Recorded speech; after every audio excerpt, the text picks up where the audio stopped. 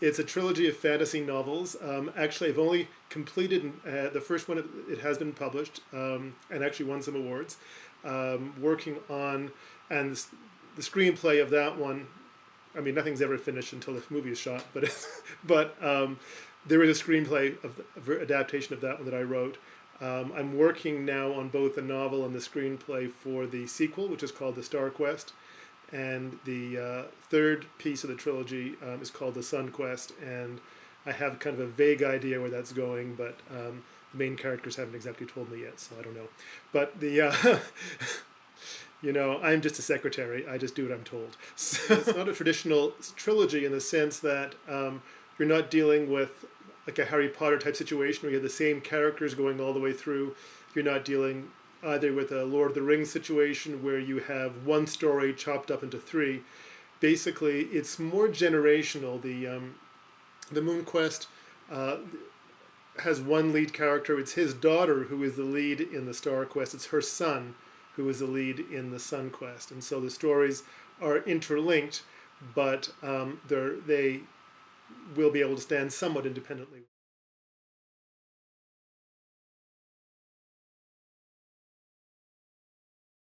The MoonQuest, the first story, which, by the way, I began writing longer ago than I care to admit, in 1994 in Toronto when I was still living in Canada. Finished the first two drafts in Nova Scotia, which is where I was living then. And the screenplay and subsequent drafts of the screenplay were done here in the States. But the MoonQuest takes place in a mythical time and place where stories have been banned, and storytellers, like guys like you and me, Casey, have been exiled or worse, put to death. So it's a land where, as the main character says in the novel, once upon a time was a forbidden phrase, and fact was the only legal tender. So you can talk facts, but there's no room for anything imaginative or visionary. In this land, legend has it, the moon was so saddened by the silence that she cried tears that extinguished her lights. So the moon has not been seen through many generations.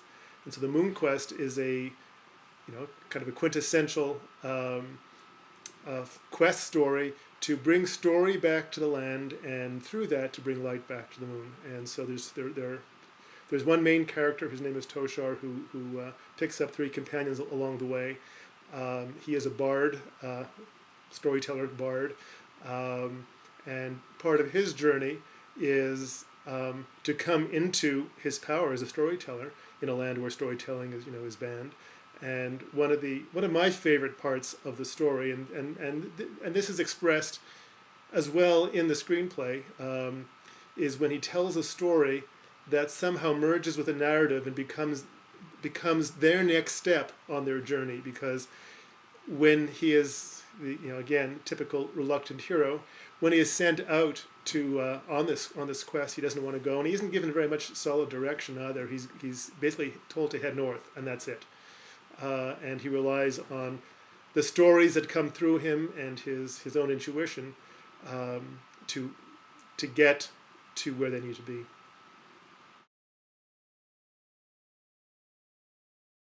The story found me. I was just minding my own business. I was actually.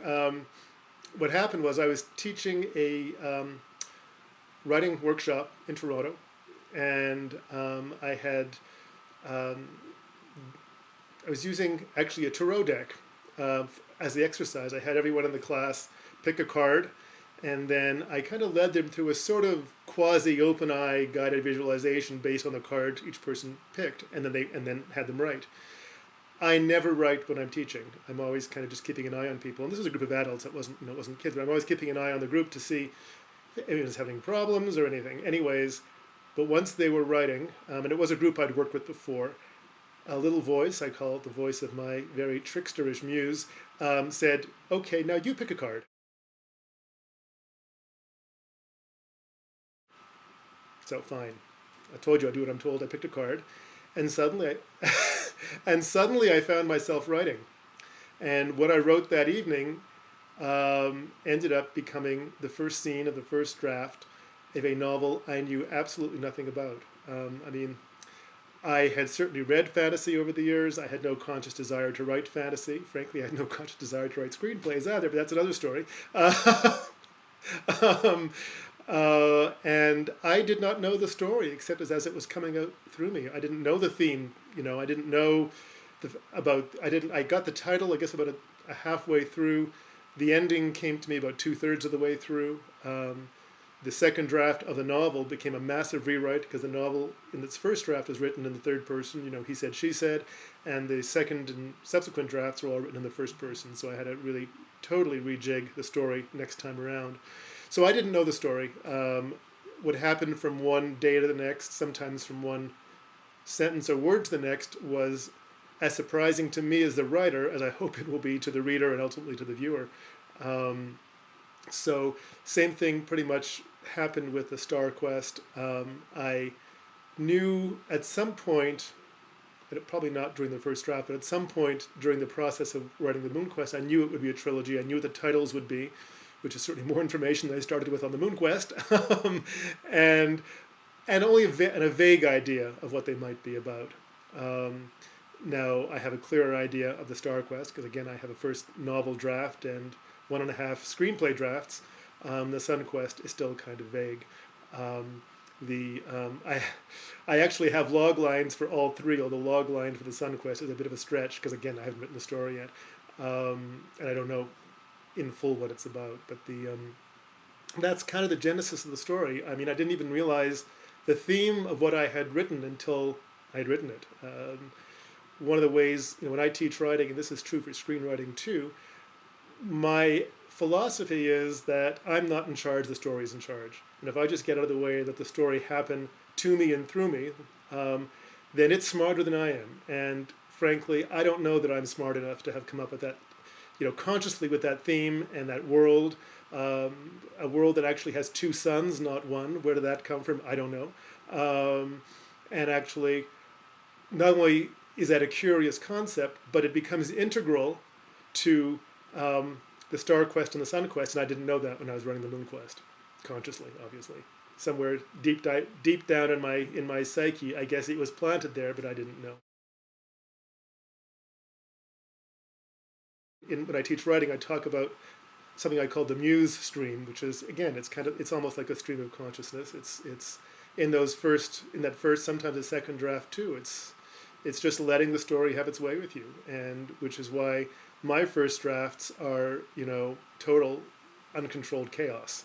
I remember when I finished the first novel draft of the Star Quest and excitedly posted it on Twitter, which is where you and I met, a Twitter friend said, "Oh, who are you going to show it to?"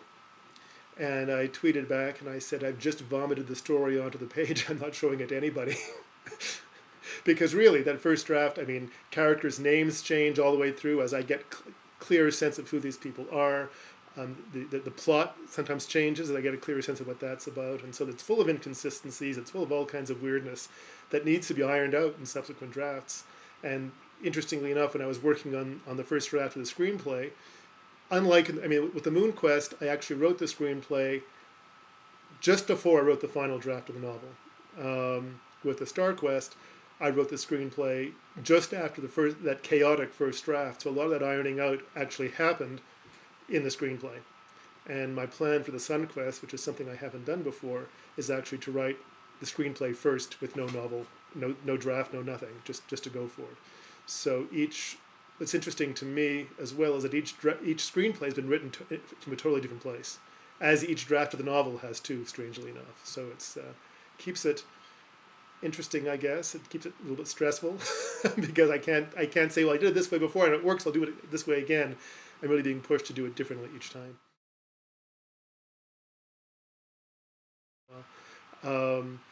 It has won bunches of awards, I'm proud to say. Considering I didn't know what I was doing, it's always kind of gratifying to have that validated.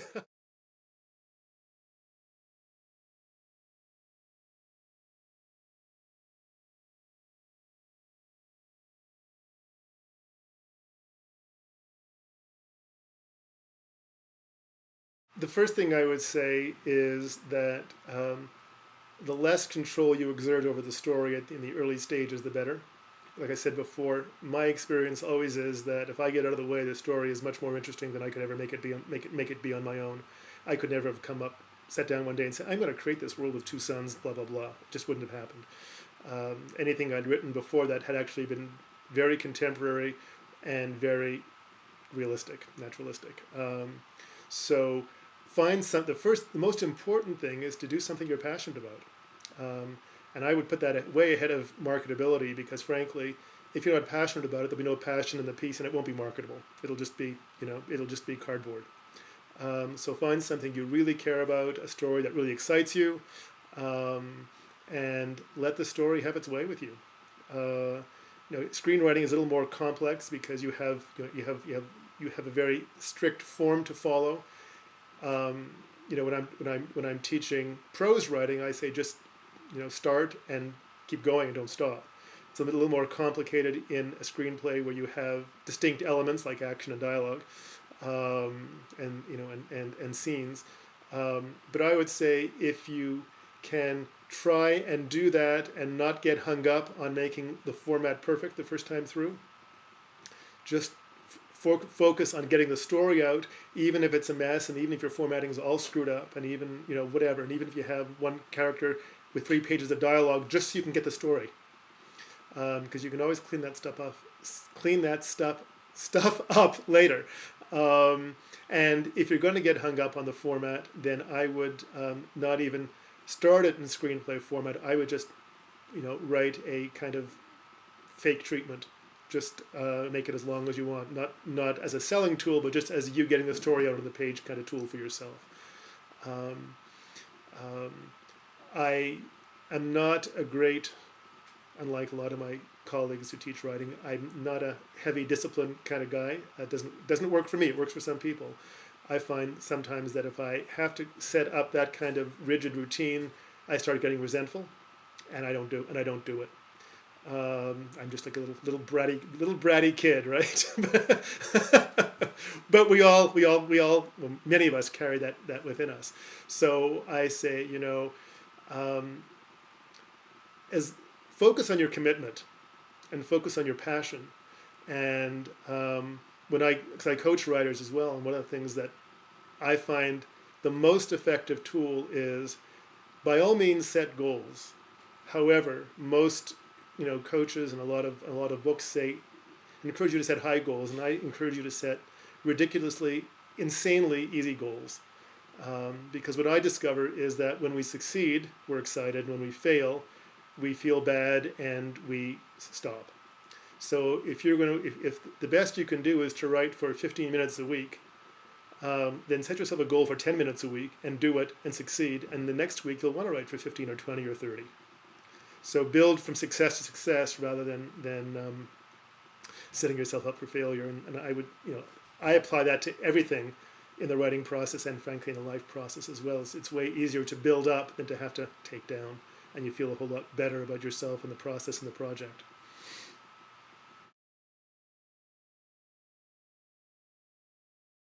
Whatever I'm writing, the story is paramount, and the story has depth, and I hope that will come across in the feature as well. You mentioned Indiegogo at the outset, and we actually have an Indiegogo campaign going as well, not for the feature, but for we're creating kind of a short film featuring scenes from each of the 3 movies to present to investors. An amazing cast, and so the film we're creating, the script I created for this, is really focusing on the characters, because we've got really interesting characters. So, sure, the goal is the stated goal is $3,000, and I want to say that everything that we're doing on these trailers is volunteer. We have a professional cast volunteering their efforts. We have a professional crew, some coming here to New Mexico from Los Angeles on their own dime to be part of this trailer project. We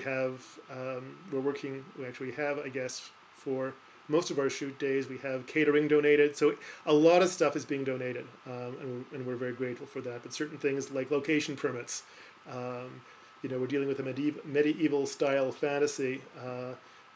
so we may have some costume costs, we may have some other location costs. So the $3,000 is designed to make sure that the quality of this, in terms of the visual quality of this, really meets the standard that we're looking for.